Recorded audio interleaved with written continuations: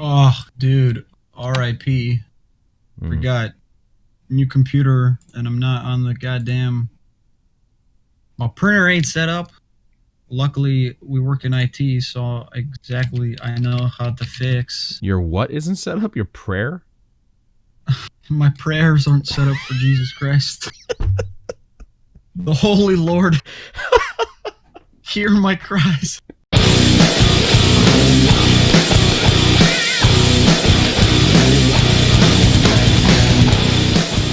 Hello, ladies and gentlemen, and welcome back to another episode of the Hotbar Podcast. I'm your host, Adam Wolf, and with me, as always, the Russian who speaks very little Punjabi, Dmitry Senchenkov. And, Yes, that is a fact. That is true. Very true statement.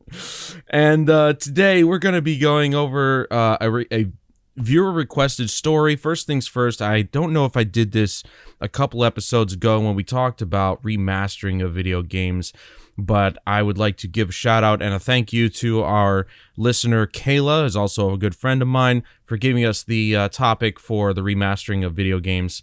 I believe that was the one that she gave us. And for this week's topics, give a shout-out to my younger brother, Chris, who basically... gave us a bunch of questions, actually, that we could talk, to get us into the topic, and as well as also thinking like a true gamer, as I did, because I thought of this topic before I even read his comments. I'm like, we're kind of like in the same mindset here. We're kind of like brothers, dude. And so, but of course, the most important question of the day was, as always, we're going to start off with, what is the drink of choice today? Now, Dimitri, I don't know if you were being serious or, you're just playing around, but are you actually not drinking this week? You're saving it for like the weekend? No, I stopped. That's it. I'm drinking. I'll Snapchat you right now. Okay. I'm drinking chamomile hot tea. Well, okay. All right. But that's a healthy choice, and I can respect that. Herbal tea, man. Herbal. It's brain power. Herbal. Well, I decided I'm fucked up, mate. Well, I decided to go with... I couldn't figure out what I wanted to do because, I've got a few choices here. I got some vodka. I got some Jack Daniels. And I said, what are my two favorite drinks right now? I enjoy screwdrivers, and I enjoy cranberry vodkas. So I decided to combine the two and create a new drink called a sweet and sour. There probably already is a drink out there, but I basically combined orange juice and cranberry juice with vodka, and it's actually very good. I usually do this, like combining juices, and turns out it's pretty good.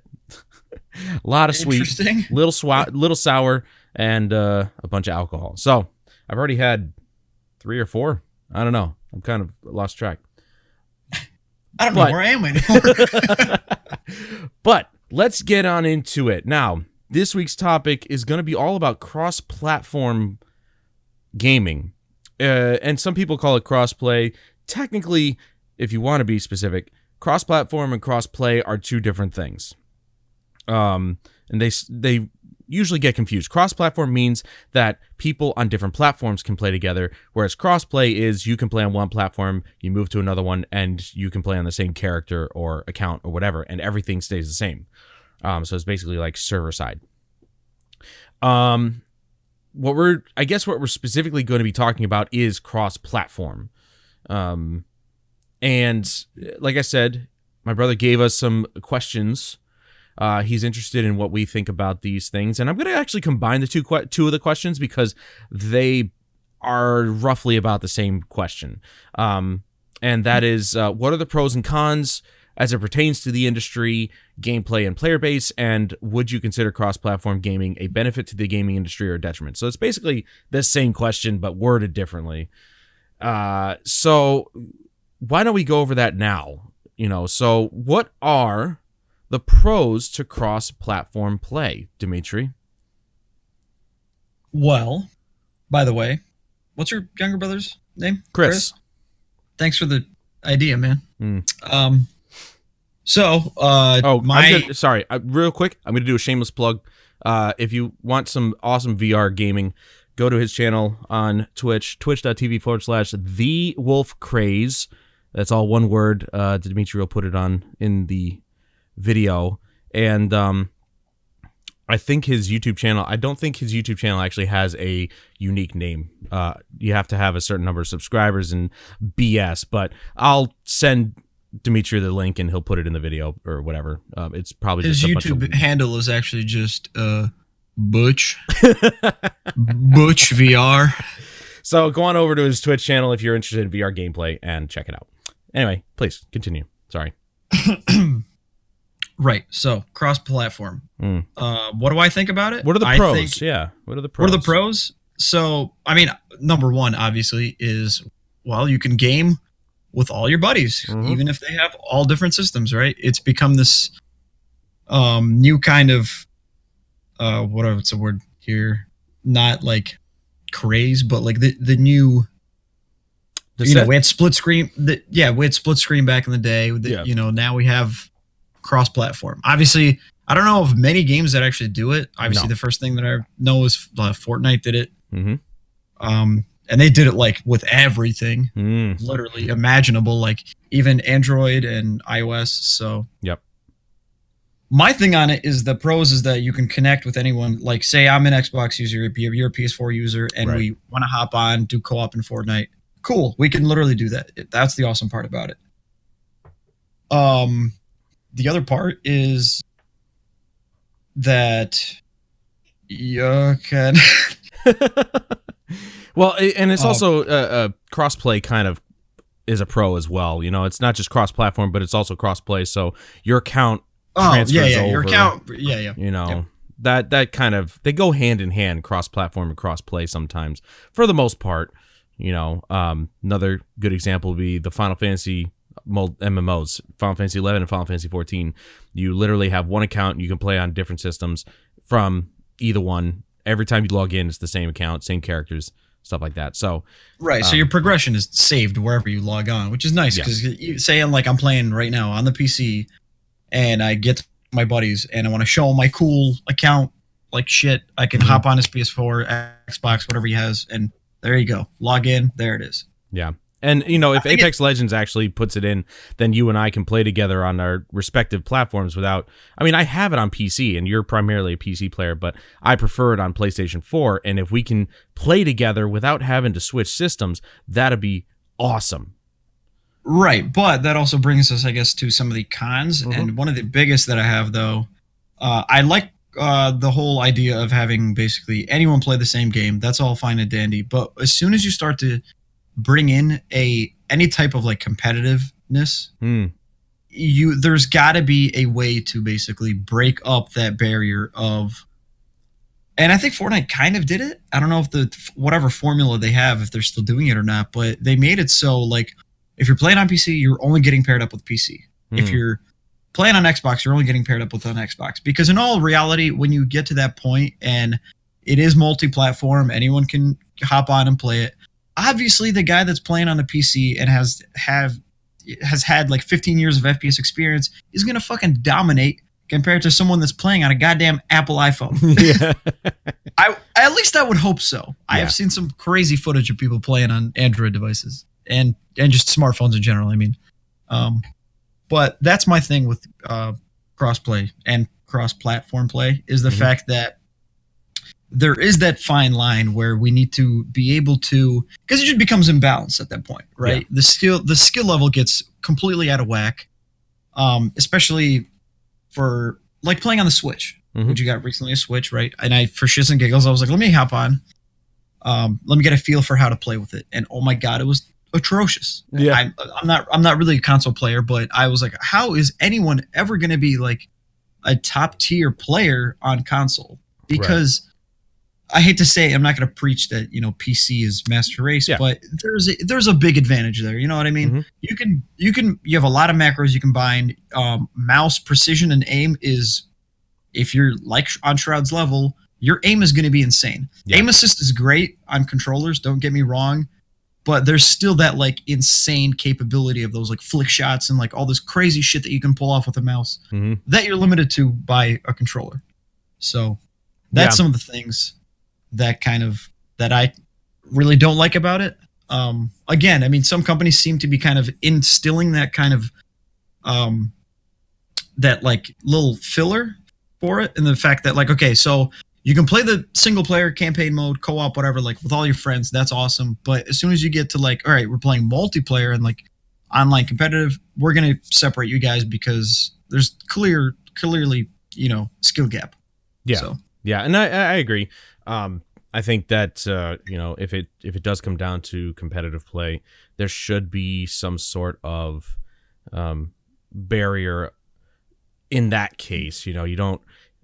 I have played against PC players using a controller, and again, games like Fortnite, Apex, hell, some even more modern Call of Duty games have full controller support, so that includes aim assist. And I can speak as a console gamer, primarily a console gamer, that aim assist can be a detriment in a lot of cases, because what it does is that, it snaps your reticle to the character you're trying to shoot at, which, by the way, to those of you who think aim assist and auto aim are the same thing, you're fucking wrong. They're not.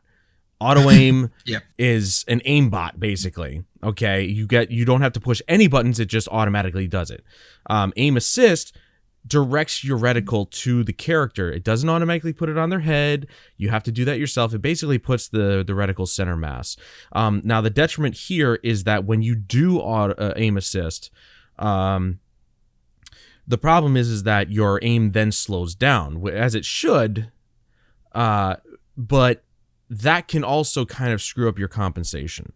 So if you're trying to compensate for, a person moving perpendicular to you, it's kind of difficult sometimes to really get a lock on if you're not really good at that. Like I'm not. Like I'm terrible at trying to shoot at somebody running across my face. But, other than that, they do offer full controller support on Fortnite and Apex if you're playing on PC. The advantage to playing on PC, of course, would be better graphics, better frame rate, just a more powerful system. The disadvantage, of course, is if you're not a keyboard and mouse person. Like I've kind of fallen off of being keyboard and mouse, strangely enough. Once I went back to playing consoles more, I just lost my ability to aim with my mouse. So I don't know what happened, but because I enjoy a controller over keyboard and mouse, they do have that ability on those games.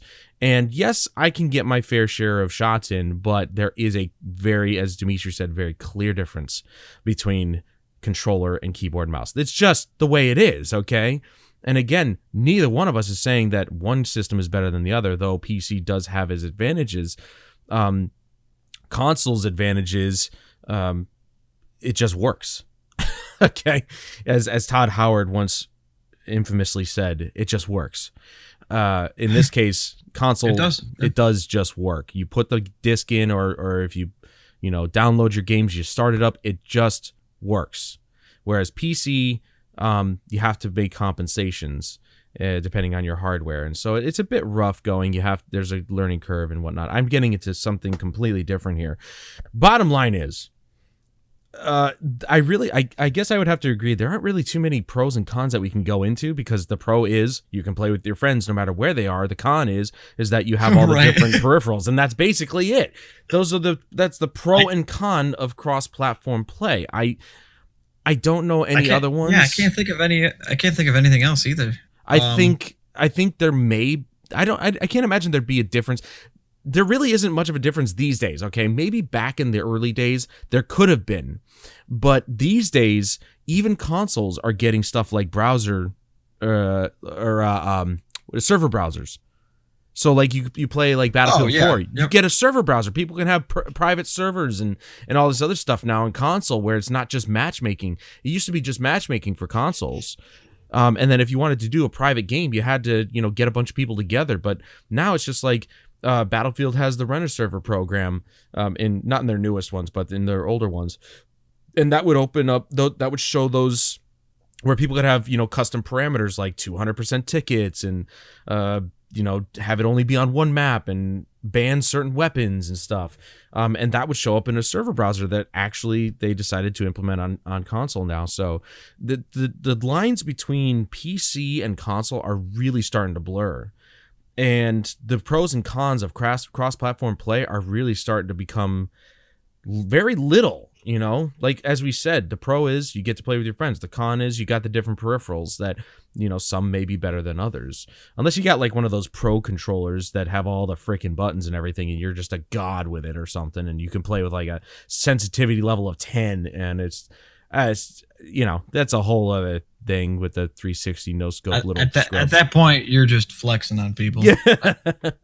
Yeah, at that point you're just showing off. Yeah. So I think that really didn't obviously that's only the first question, but I was hoping that either one of us could have come up with something else, but I can't think of anything either. You know, it's I mean, I'm sure there's other pros, you know, like or cons. This could be a pro or a con, is the type of network that's used, you know. When it comes to PC... Oh, I was actually just going to say that, yeah. Okay. Please, go ahead. I was just going to add and say that is the only other kind of limitation that kind of divides everyone, right? Mm-hmm. I kind of almost look at it kind of like it's kind of that gray area. It is slightly I don't even know if it's a pro or con. You're right, because it really...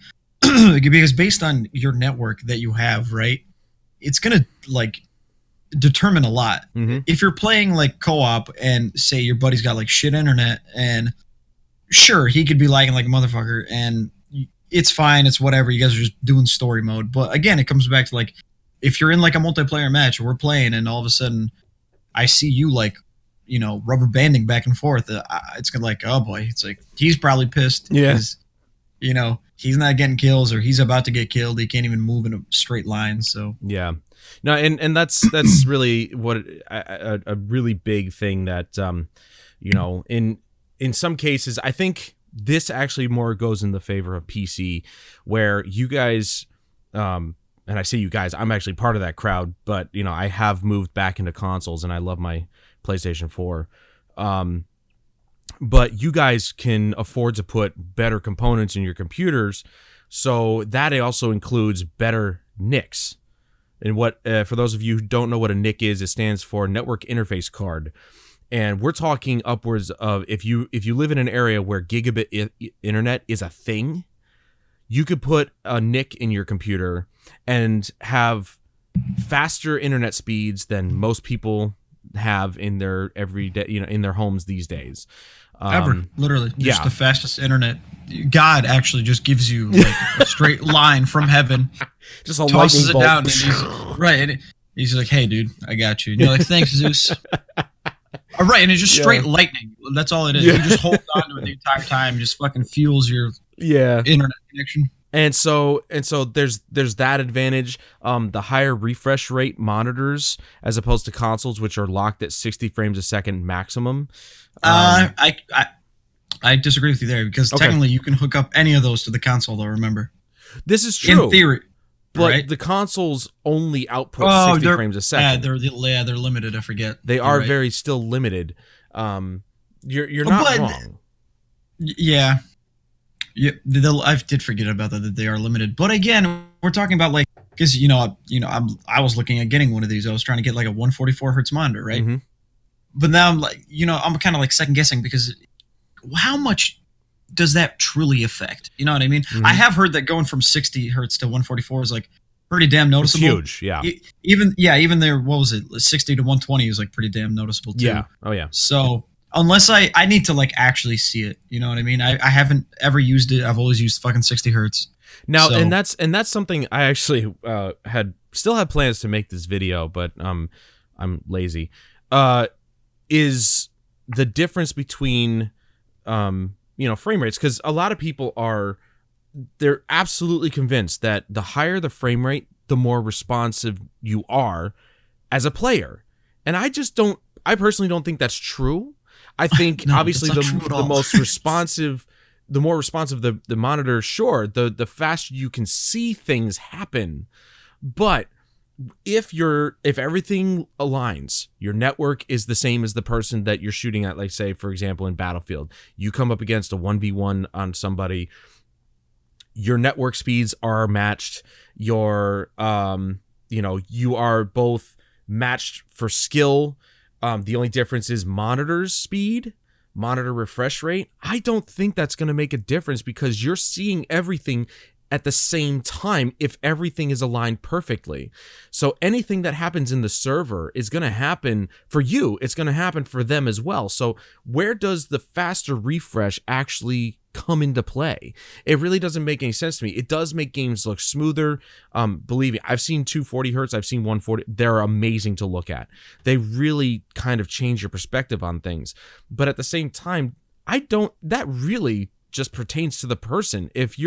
And by the way, I'm in no means saying if you're older, you're slower. That is so much bullshit right there as far as I'm concerned, okay? If you have been playing a game for years and years and years and you just keep getting better and better and better because it can't possibly get any worse, okay? There's no way you can get worse if you keep doing something. But your age, yes, you do get slower reaction time when you get older, but if you are seasoned, you're a veteran of a game, and you are just on top of everything, you're not going to get worse.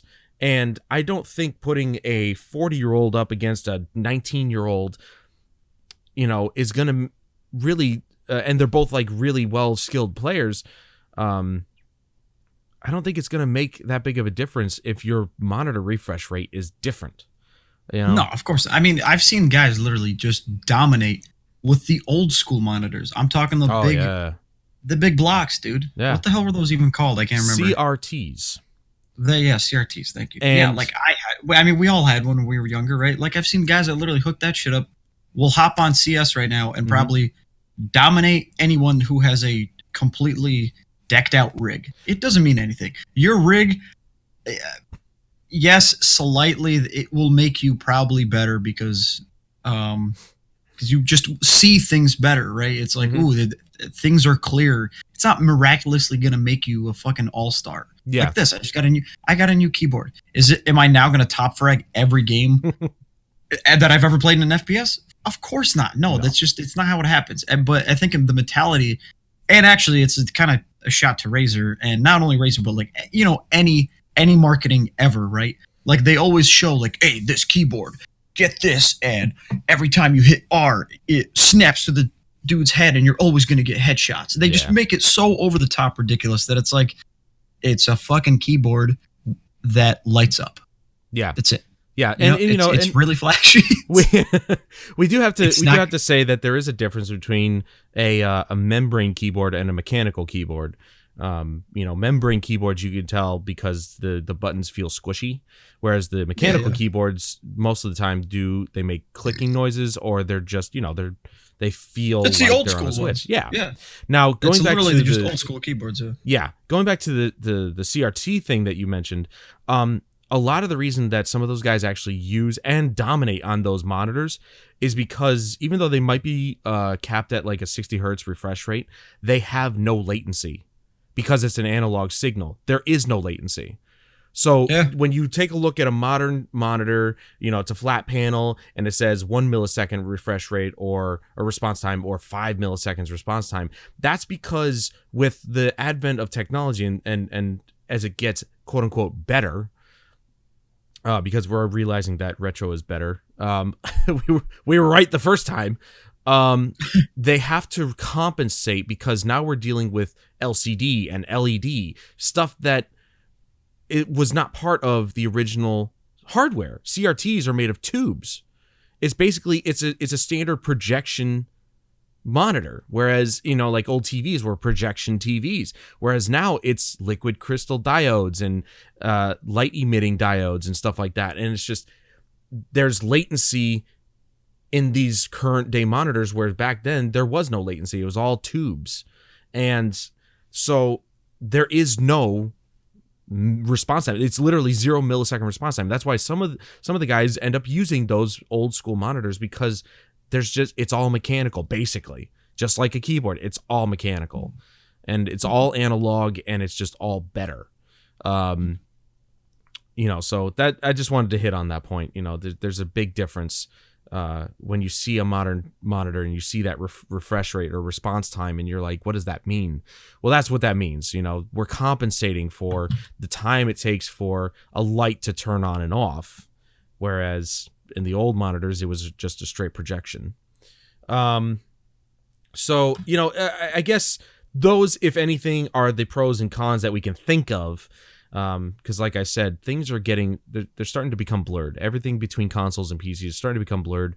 And the more that companies actually embrace cross-platform, I think the more we're going to start seeing PC and consoles start to become one. I mean, we're already seeing Microsoft push for support of keyboard and mouse on their console. Okay, I don't know if you heard about that, Dimitri, but Microsoft is actually officially going to start supporting keyboard and mouse on the Xbox. And now that I'm talking about in games, okay? With the PlayStation 3 and the PlayStation 4, you can use a keyboard and mouse in the XMB on the home screen. You can use those things in the internet browser. You can use those things, but very few games, if any at all, support them in their game. So what Microsoft is going to do is they're actually going to officially support keyboard and mouse use on their console, which I find very interesting and also actually quite exciting, because imagine if you're a PC gamer and you just can't afford upgrades anymore, but you see a console and it's like a fraction of the price of a PC and it plays the games just as well, and you're like, man, that'd be great. And so you decide to get one, but you're not really much of a controller user. Lo and behold, it supports keyboard and mouse on any game you play. And now it just becomes exciting again, because now you have a cheaper option to play quote unquote PC games. So I think it's exciting. I think this is a great direction to go in. I think cross-platform play definitely needs to be supported more often, especially with online games. Even if they're not competitive co-op games, Fortnite's got its co-op, and I love playing that version of that game. Apex Respawn Entertainment is working on getting cross-platform into Apex Legends, but we'll see what happens with that. And moving on to the second question, which is, what impact does it have on the online community for PC, mobile, and console players? Now, Dimitri, you actually hit on this in the first question when you started your comment about the mobile. Comparing giving a PC player and a mobile player a chance to play against each other. There's a ginormous difference. So the impact that this idea of cross-platform play has on these different platforms seems to be, as you go further and further down the spectrum from PC all the way to mobile, there's a big difference and possibly a detriment to the lower end. So I'm trying to think of how to actually answer this. What impact does it have on the online community for these different devices? So mouse and keyboard for consoles. Okay. I mean, that's a thing. Hopefully it's gonna be a thing. Yeah. Is it not already a thing? I thought Microsoft was. I don't know if it's already a thing or if they're working on it. They're trying to get it like a blanket thing across the board. So I guess if that was to happen, the answer to this question becomes a little bit more hard to answer when it comes to PC and console, because if console players can start using keyboard and mouse, which by the way, I have tried keyboard and mouse on my PS4 playing Fortnite, it absolutely works. So if you're a PC player and you've been thinking about going, cheaper on your gaming systems, and you go with a PS4 or an Xbox One, you can use keyboard and mouse. I've done it already, and it works just fine. So, but yeah, what? Yeah, 'cause I could've... Go ahead. Oh, sorry. Go ahead. No, I was just gonna say, because I could have swore like I saw something like for Xbox that they had like released mouse and keyboard, and I was like, well, there you go. That kind of helps with the gap if people. You might be right. I don't know. The last time I checked, it was in the works, but they hadn't implemented it fully yet. They're trying to work on a back end thing for the system itself, where it automatically recognizes that a keyboard and mouse are attached, and so it adapts to the use of those to what would be a controller otherwise. So okay. But right now it's up to the developers to actually put it into their games. Like I said, Fortnite fully supports keyboard mouse on console. I've already done it. So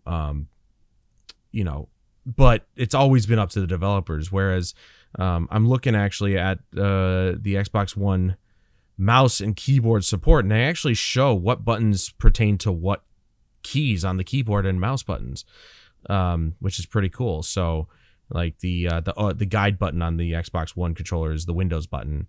The select option, which is usually the A button, is space or enter. So in most games that would be A would be jump.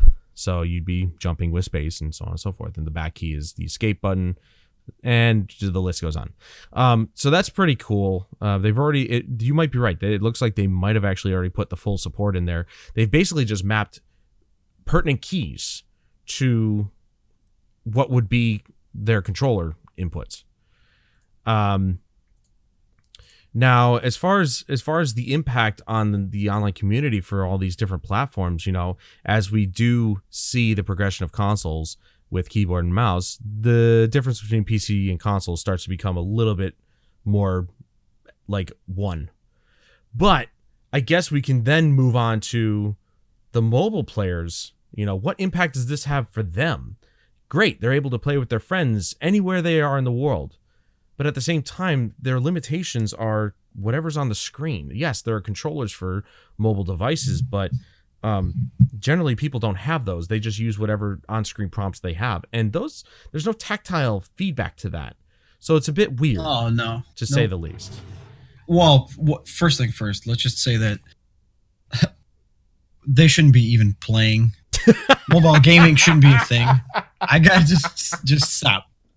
Yeah, that's just like all it is like you're gonna play your little fucking your boopy boppy games where you like blow shit up and shoot little pinballs. Like that's cool. They're time wasters. If you try to like game hardcore on your mobile phone, I'll fucking find you and I'll show you what you need to actually do. You do realize that the mobile market is huge in the Asian countries. Yeah. That's fine. You guys are, but they're playing all their weird hentai fetishy shit, so. Oh, God, I swear to God, there's something wrong with you. Yeah, duh. Hello? Hello, I'm on this podcast. Exactly. It's all like dumb, stupid MMOs where, actually, I watched this thing where a guy literally like spent like 10 grand or something on one mobile game. You told me about that. Weird, it's like some weird Asian MMO, and I'm like, he literally doesn't leave his house. And his wife supported it too. That's the weird part. I'm pretty, I was like, what the fuck? How is this? This is insane to me. I've heard people also, like, they're dumping, sorry, I gotta keep granting this. Keep going, please. Keep going, yeah. This is content. Clash of Clans, dude. Ready? Get this. I'm annoyed by that. Like, oh yeah, when I used to play that way back, I obviously stopped because that game, like, it gets so stupid because you're dumping all this money into it, and it's like, all right, or no, not even money. Just you get to a point where you literally just wait. You wait. You have to build an army, and you have to wait 3 hours, and then you do an attack that lasts 2 minutes, and then it's like, all right, now I gotta wait another fucking 3 hours for my dragons to do whatever. So that's why everyone always spent like literally thousands of dollars on that game to rapidly make your army to get whatever to have fun. Like, it's stupid. It's just dumb. Yeah. Well, as far as the impact on the industry, or at least the impact on the communities, I think overall people are just happy that they're able to. I mean, we're seriously sticking with Fortnite here because it is one of very few games, if not the only game, to go across the entire spectrum of platforms. We're talking console, PC, and mobile. They cover the space like no other game has. And I got to applaud Epic Games for doing that, because it then sparked this interest and it brought back this idea of cross-platform. because it was basically largely due to the developers doing it themselves. Like I stated earlier with Final Fantasy 11 and 14, that was up to Square Enix to actually make that happen. Sony and Microsoft, well, I don't know about Microsoft, but Sony definitely didn't support it officially, but it was up to the developers to support it themselves. And luckily they did, because, if I go on to 14, I could play with anybody from PC to console, and it's great. You don't have to worry about, like, my buddy wants to play on PC, I want to play on console, and we have the same account, or we have our own accounts and everything. It's the same account as if we were on the other platform, and it's great. I do think that, and the mobile device, and this is a realization I had a couple weeks ago, Meech, is the fact that this phone in my hand is more powerful than my first computer. It I know. boggles the mind. It's probably more powerful than even my second computer, which was probably 10 times more powerful than the first one.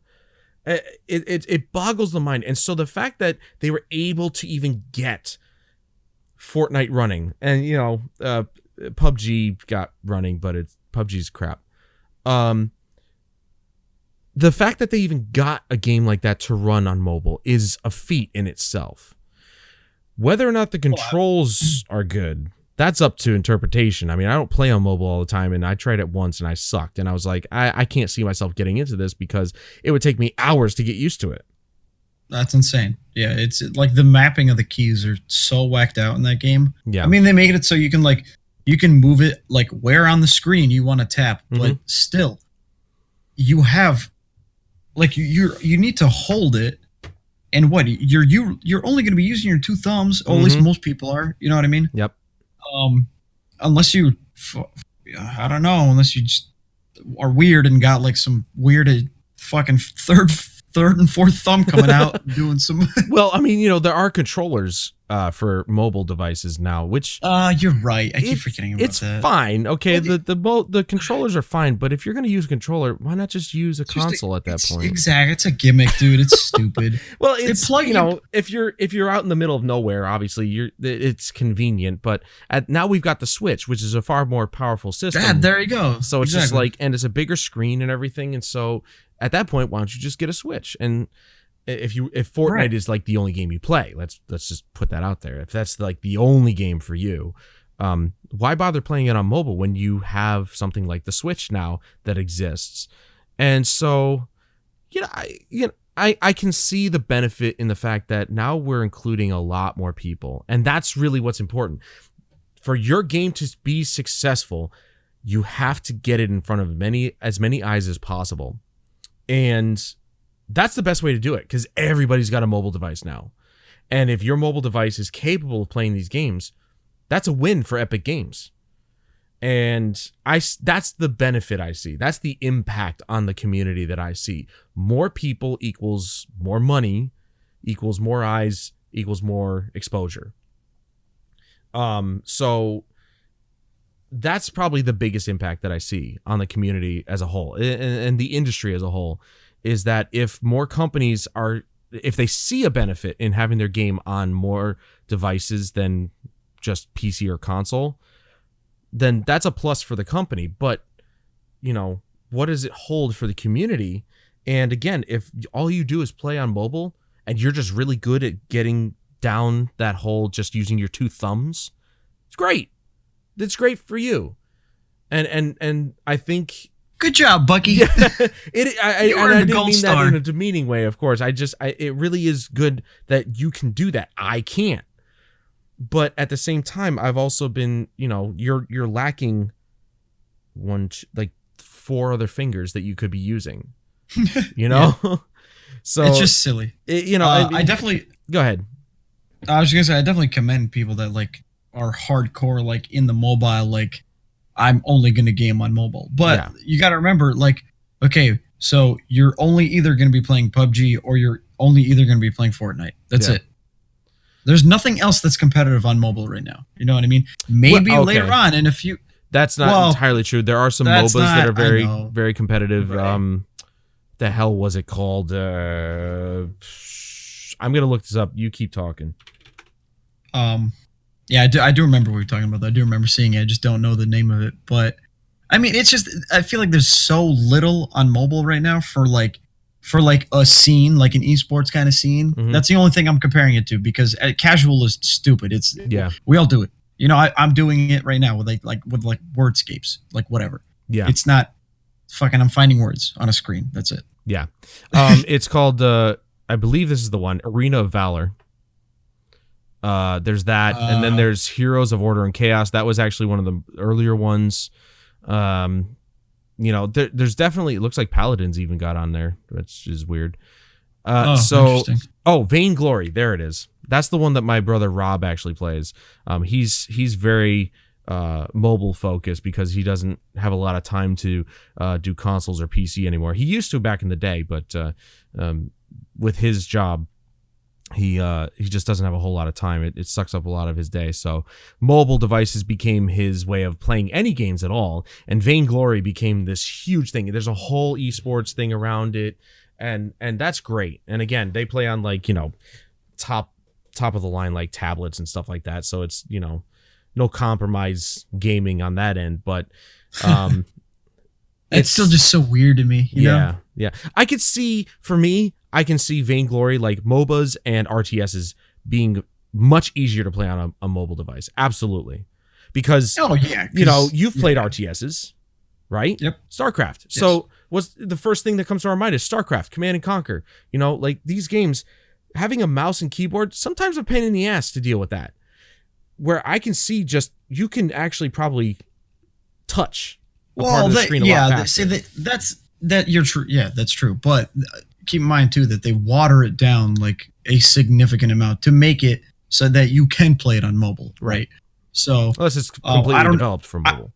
Right, exactly. I don't know how exactly it works. I've never played an RTS on mobile, but I'm assuming if it's anything like it is on keyboard mouse, like in StarCraft, you know, if you click and drag with the mouse, it highlights whatever your units are. Right. So is it kind of like that on phone, I imagine? If you like have an army, if you just like click, hold, drag, and then it's like basically tap there and they're going to scout that area? Probably. I think generally with mobile, you know, if you're touching and dragging, you're moving the screen.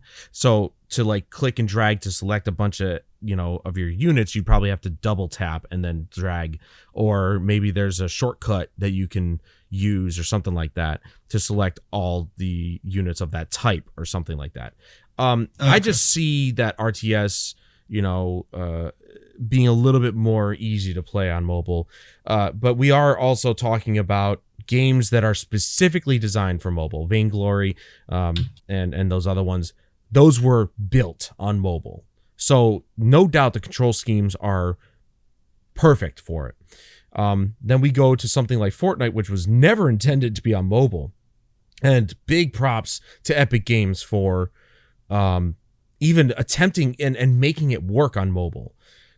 It's just that shooters have not really been great on mobile devices. No, never. It's so hard to do because there's too many factors in it. You know what I mean? Like like aiming down your sights is like one button. Mm-hmm. So, okay, sure, you make it a toggle. So now your left thumb is now going to toggle that view. Your right thumb now needs to be able to aim around. Mm-hmm.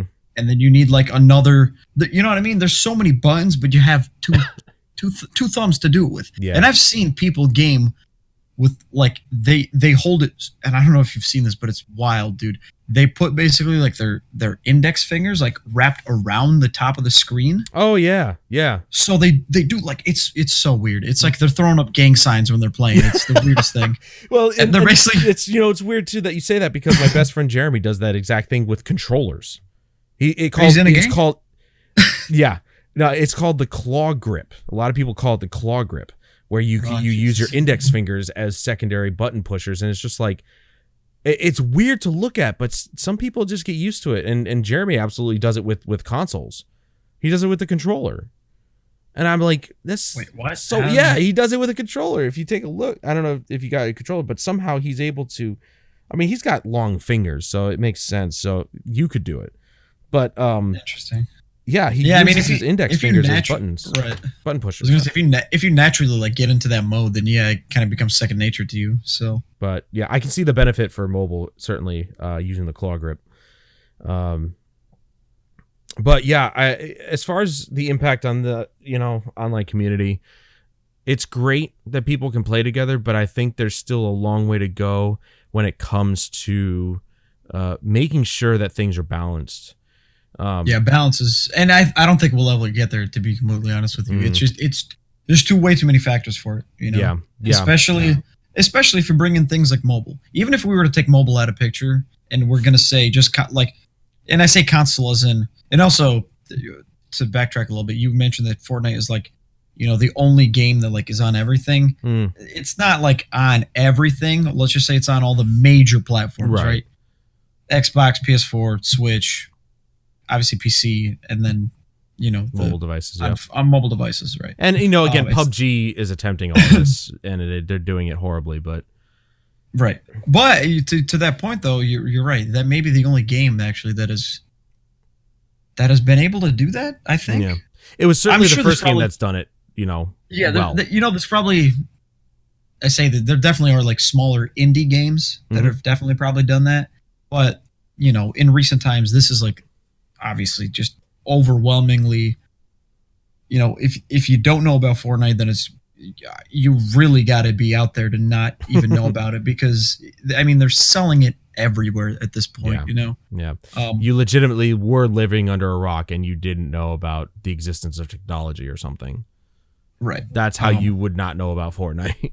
Even the people in the boonies know about Fortnite. The people who are out there making moonshine, they know about Fortnite. But yeah, as two people, go ahead. I was just gonna say something stupid. I was gonna say, cause little hillbilly Jilly over there, she got that smartphone and she's playing on the Fortnites. The Fortnites. But as two people who don't play on mobile, and again, I attempted to play Fortnite one time. While I was in Chicago actually. I attempted to play it. I sucked at it. So it was clear as day I was going to suck at it. It is for those very special people who are just really good at using two fingers. Handicapped. Oh, God damn. Of course. It's really meant for people who just know how to use the mobile device. I don't. The only ways I know how to use my mobile device are for phone calls, texting, and VR, and that's about it. But in terms of playing mobile games, unless it's a mobile game that's specifically designed for mobile gaming, I'm probably not going to be very good at it. So we're just kind of talking out our ass here. Neither one of us really knows that much about how to play shooters on mobile devices. I have played Infinity Blade. That was a great game. Whoa. But I actually won my very first match of Fortnite on mobile. Thank you very much. This is true. I completely pulled that out of my ass. Yeah. I don't know how that happened, but that is true. I only you mentioned you tried it. I only killed. No, I'm sorry. I got 2 kills the entire game. I killed some rando, and then I killed the last guy because he was standing still, and I killed him with the auto, and I left. Now you're talking about mobile device, not your Switch. I'm talking smartphone. Yep. Okay. And I I even played on, because they announced it for, what is it, the Samsung 9 S9? S9, yeah. So, and they said the older versions can run it, but they're gonna look like shit. Yeah. And I have the S7. It ran like crap too. So it ran like shit, and I still got to win. So all you mobile players, come at me, bro. But the bottom line is we're just kind of, spitballing here. We're not pros at the mobile devices at all.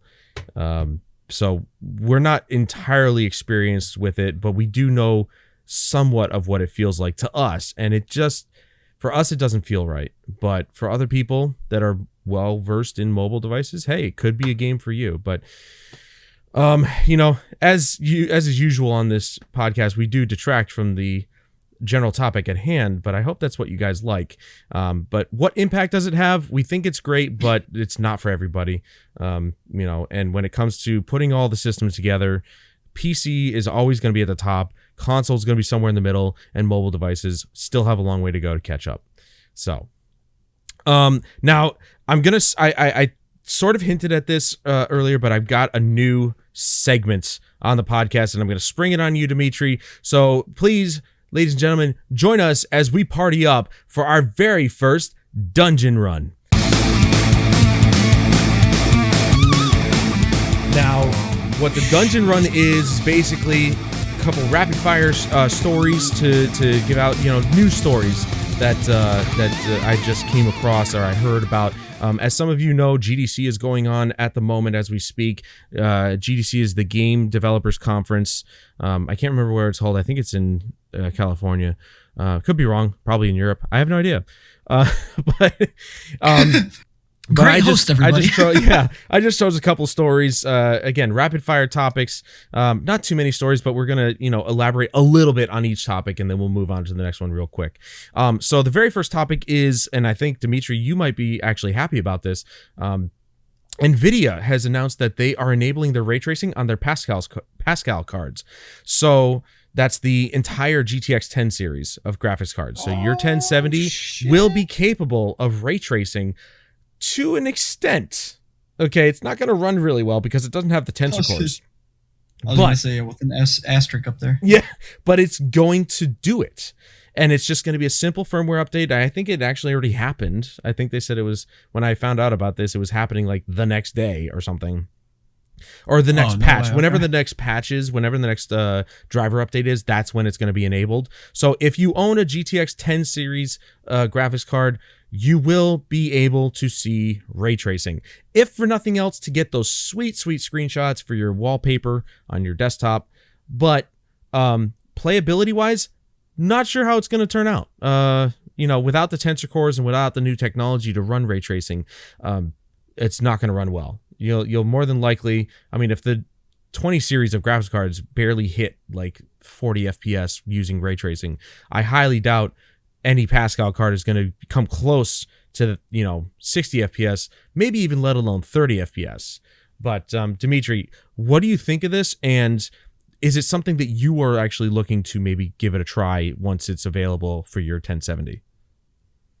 I think it's cool that they implemented it for sure. And they kind of just did it on all their not all their older product, but at least the 10 series, which also is how is my question. How are they able to do that? That's actually a really big question.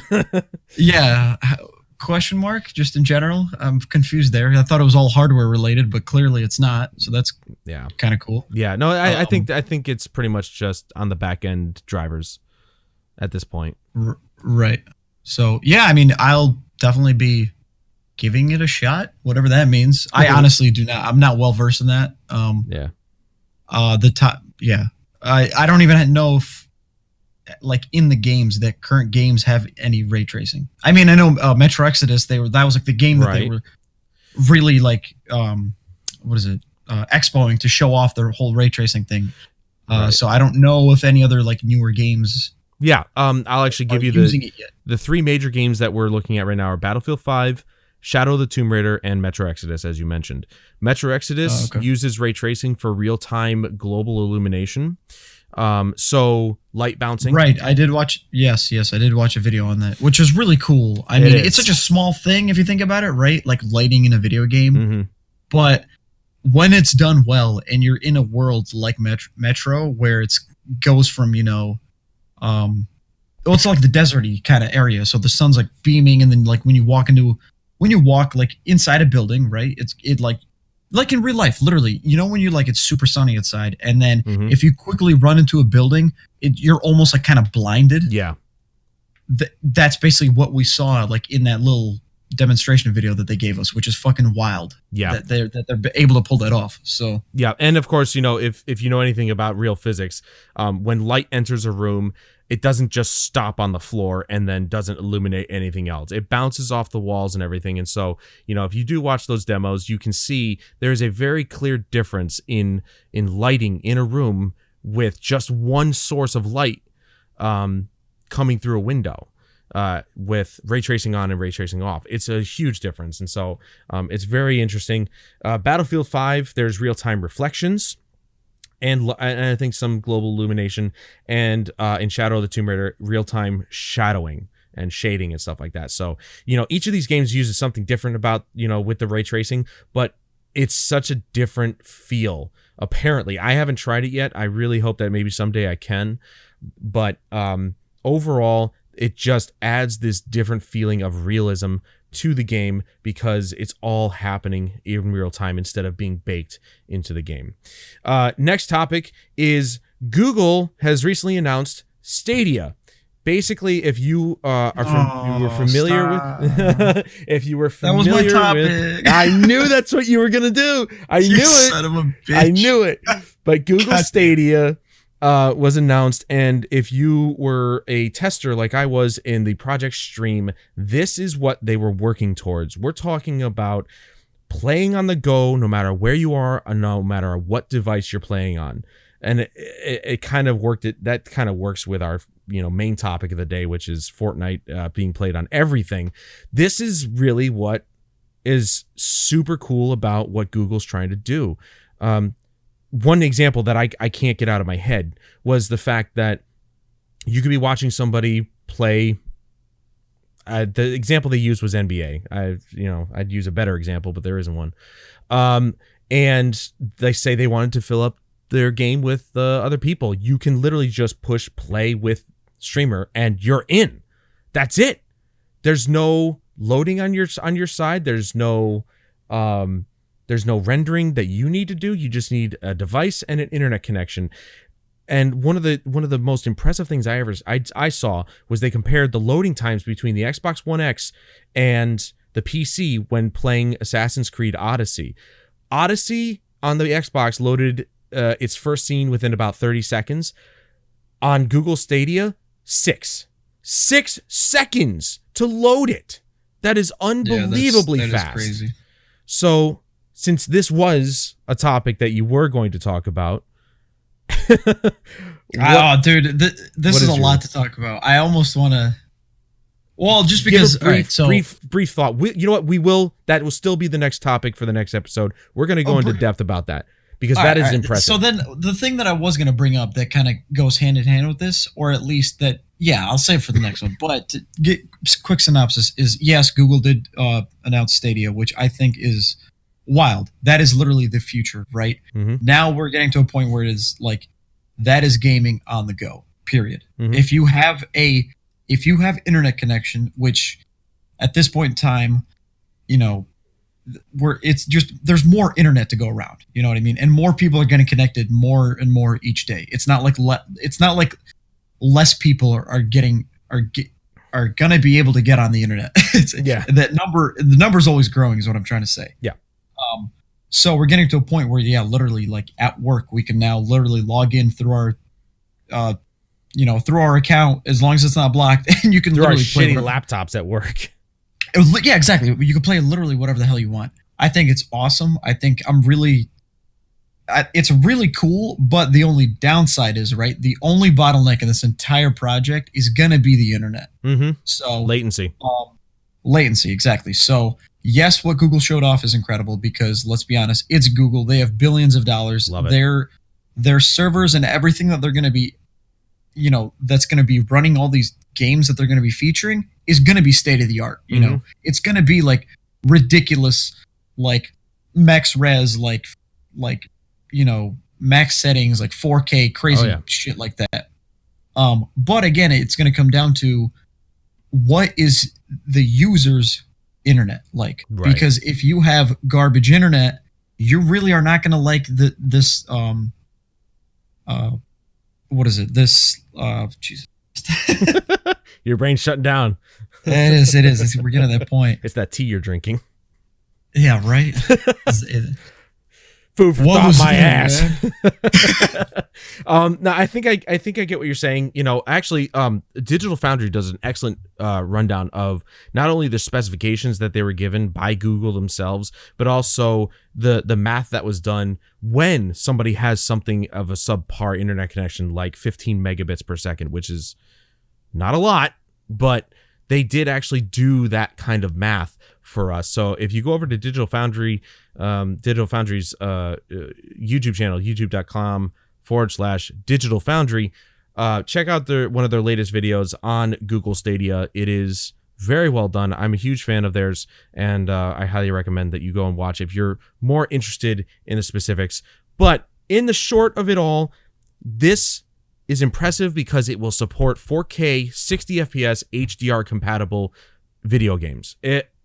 We're talking through their own network. They're going to be using the network they use for YouTube to do this, which is even more impressive. Not only that, but people will be able to stream while they use this service. So they're streaming a game while streaming a game. It's crazy. It's kind of like, Inception in a way. It's Inception. So they're streaming. I'm streaming the streamer playing the streaming of the games. It's crazy. It's crazy. Google, this is why I love Google and all of the stuff they do, because it's just always so interesting. And it's because they have the money to do it. Of course. So the last rapid fire topic that we got going on, and you and I talked about this very briefly before we even started the podcast, the Apex Legends Battle Pass dropped recently, and it is extremely underwhelming. And I'm kind of disappointed in Respawn. Dimitri, what do you think? You bought it. I did. And it was a pure, rapid fire instinct of mine, which I almost wish I kind of hadn't. It is what it is now. Because I caved in for all the Fortnite ones, so I'm like, oh, sweet, Apex got one. And just to ease people's minds, he didn't buy the $30 one. He got the $10 one. No, and if you do that, why? That's my question. Literally, the $30 one is the only extra thing you get is 25 levels. That's it. You're paying for 25 levels. Other than that, you get nothing else. Right. There's no exclusive content. Yeah. So anyways, overall Battle Pass, and you know this too, because you noticed it, but it seems like it's going to take forever to level up in that. We played, I know I played for a little bit, maybe I played 10 games, maybe if that, and didn't even hit level 2. Yeah. So it's going to be a grind for sure. It's going to be a big grind. And just the content that you get for it is kind of ass. There's not anything cool, really. The last skin that you get at 100 is the Havoc rifle new skin. Yeah, it does look pretty badass, but that's only once you get to 100. Exactly right. Everything else that I saw was all right, cool. They're all rare skins. So I don't even notice any epics or legendaries. So it's really. Yeah, and the weirdest part is that we both noticed that. I actually read an article before we started the podcast on what Respawn says should take the amount of time to actually get to level 100. And, it's pretty cool that you could basically go into a game, not kill anybody until the very end or whatever, not do a single thing. Every single second you get 6 XP. That's fine. But then you add on kills and, wins and stuff like that. Obviously you go faster, but I played 4 hours on my stream yesterday on Respawning Tuesdays, twitch.tv/Gamers Platform. And sell out. And so I played 4 hours. Granted, obviously not every game was a win. That should be expected, but not every game was terrible either. And yet I only got 3 levels in the Battle Pass. What the hell? And they say if you buy into the Battle Pass, you'll have XP gains and stuff like that. But I think, or maybe I'm wrong about that. Maybe I read that wrong. But no, you do, because I did see that. But again, it seems like you're not going to get those till you hit level 30 or 40. Right. So you got to get basically halfway through your Battle Pass to even get those. Yeah, and they're not they say that it should only take 100 hours to get to level 100. That's bullshit. If it takes me 4 hours to get to level 3, are you serious? Get out of here, dude. Yeah, probably. Yeah, it'll probably take 100 hours if you literally win 100 games. Yeah, or if you're winning every game. If you're fucking Shroud, basically, right? Which, by the way, must commend that guy for still being a badass even after his accident. I didn't hear about that. You told me about that before the podcast, and thoughts to Shroud. He's still wrecking people, still kicking the shit out of people. So I guess even an accident can't stop that man from just dominating people. But sadly enough, this Battle Pass is sad. And their excuse for this was, when they were asked about it, was this is only the beginning. More stuff is going to be added in, and this is just the start. Later battle passes will be much better. It's but why can't they be good now? Why does it have to be later? Yeah, I guess they're still new to it, right? They weren't really sure, like, what do people want to see out of it? I think this was a great takeaway right on day one, right? People were already crying, saying like, "Oh, it's taking me too long to level," and too long to level. There's not enough skins, so on and so forth. Exactly. The rewards are kind of lame. So yeah, because right now it's funny, but like I've played the game not that long at all, right? And I kind of racked up enough. I don't know what the currency is, but like that crafting material. So like I already unlocked like some of the legendary skins that I'm never gonna change now because nice. I you know what I mean. So like I already have it.